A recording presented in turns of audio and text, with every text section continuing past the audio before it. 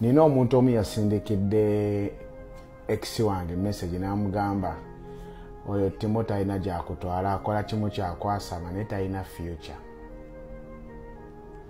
Ezo comment abantu bazinvumye ndowooza ebbanga ddene naye olunaku lwaleero lwokka ndowooza kambalageko ku Timo yani munansonyiwa. Ennyumba gy'olengera awo ge maka gange ngenda okusulamu e Uganda. Eyo kalina gy'olengera eyo. Yes, sinagimaliriza nengenda nagimaliriza. Naye ate mu Dubai gye ensula bwe nti nga bw'olengera. Onfuna bulungi? So, lino ly'essomero. Bwe nva mu ssomero nga ngenda wali mu Kiyigo, bwe nva mu Kiyigo nga ngenda wali mu Kiyungu. Bwe nva mu Kiyungu oyitawo buyisi paka eri mu bed space waffe obw'ekinaku. Era oyingira eyo ndowooza obutanda obulaba, obukatenekateni obulaba, obuliri bwange bw'olengera bwebo mu kapatishoni ako koolaba.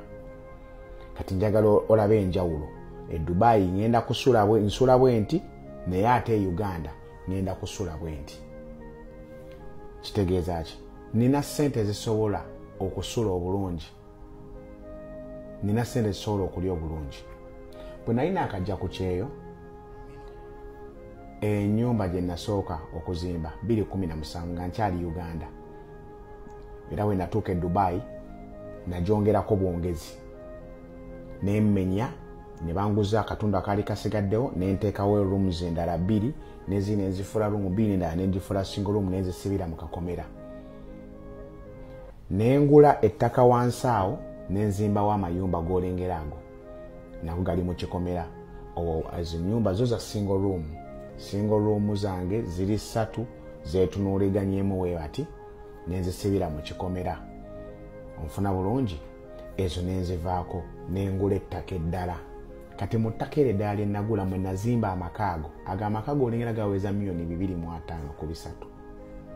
Ezo ziri double room. Zirimu amazzi. Siga kugula.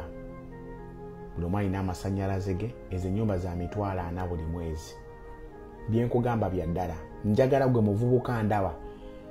Bwe nzijanga ne nkugamba nti nno tofaayo omuntu ng'egyagenda kujajinga kati. Batupimira waka. Njagala otegere kye nkugamba. Ezo ennyumba ziri mu $2.5 bye nkugamba bya ddala.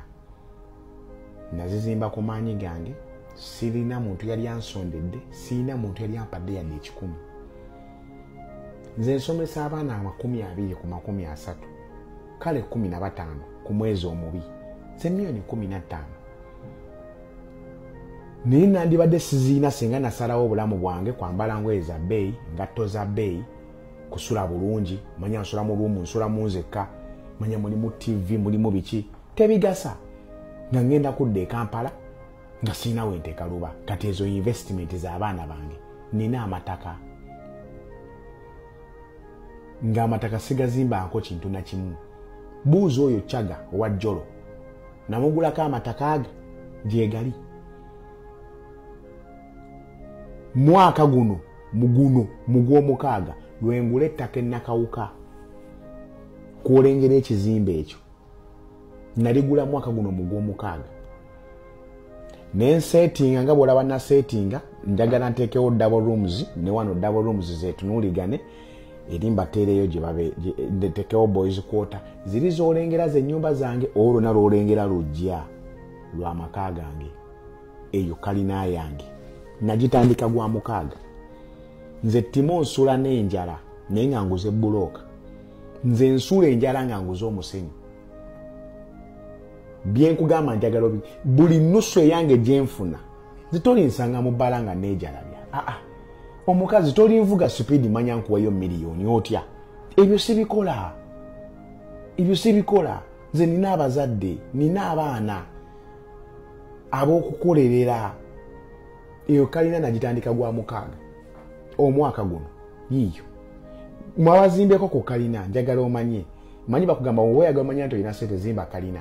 Kati njagala omuntu yali azimbe kalina atubuulire kalina eri mu ssente mmeka weeri sijja zoogera ate ojja kunyiiga. ojja kunyiigira bwereere. Okitegeera kye nkugambye? Ojja kunyiigira bwereere naye kalina yange mu bbanga tono nnyo ebulako plasta nga nnyiigira. Laba view wowe oyagala okukakasa buuza King Saha nagizimba alaba kuba namukubiranga namuwa ku bifaananyi byange nga nakatandika. King Saha mubuuzi, buuza Haji Yasini, buuza manager Roja, bakimanyi.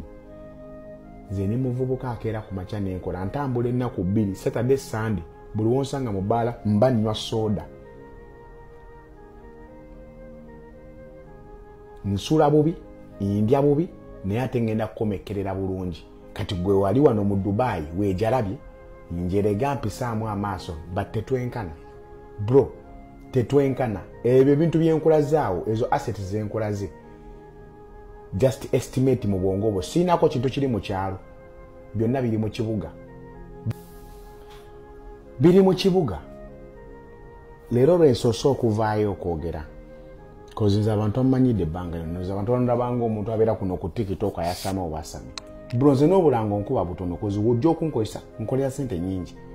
Obulango bwenkubyeko, business zennangiddeko bakimanyi. Nze ndi very expensive. Naye ate kisinga nina wano. Bro nsinga boyfriend we mirundi 15. Alizo kwekyogaga kyalina yagula poloti. Ezo poloti nzina sizizimba namu. Nkulaze assets. Nkulaga assets. Ne bwenfa abaana bange baliziryako. Ne bwenzaawe saawa eno family yange mazo disecuringira future.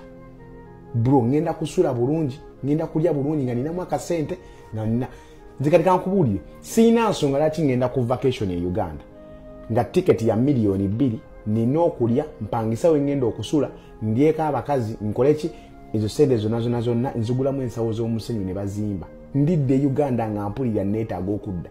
Ene Dubai gye tuwangaliramu bayinza n'okuntikka enkya. Nze nina ensonga zange. Mulekerawo okutuyisaamu amaaso. Bino sandi bikoze. Naye njagala obeereyo onyiige. Onyiige. Naye njagala onyiige ng'okimanyi bro. Ffe tukoze. We've worked our asses. Okulaba nga tulina kyo kye tuli. Twerumiza, tumanyiddwa, tuyisibwamu amaaso. Byonna ebyo bintu byange, maanyi gange, ntuyo zange. Abantu b'embeera nabe waka bakimanyi. Kebabere bakazi bange buli mukazi wange mbadde naye yali andabye nga ndi ku ssimu nga njogera. Ajja kugamba ezo ennyumba zizimbye endaba. Nandibadde nkuteerako n'emyaka nomanya zino nazitandika mwaka bwe guti. Zino nazitandika mwaka bwe guti. 2 najja mu Dubai 2018. Njagala obalemu myaka 7 ebyo nsobodde obikola. Naawe osobola senga okendeeza obulamu bw'obwo okwejalabya. Osobola. Nze Timondi musajja mugagga owaddala. Mu myaka 3 okuva kati nja kuba mbalirwamu akawumbi ka ssente. Tugeddeyo ne boyfriend wo atambula mu kkubo.